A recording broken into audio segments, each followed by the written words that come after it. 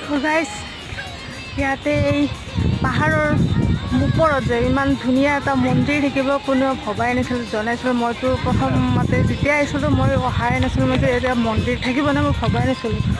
কিন্তু এই ভিউ পইণ্টটো আগত সিপিনে আছে আৰু এইটো হৈছে মন্দিৰটো শিৱ মন্দিৰ হয়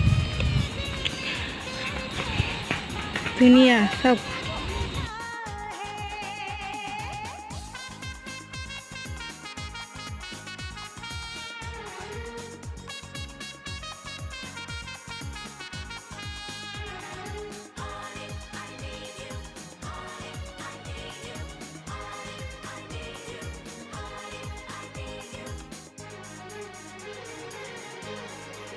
सफर तन्हा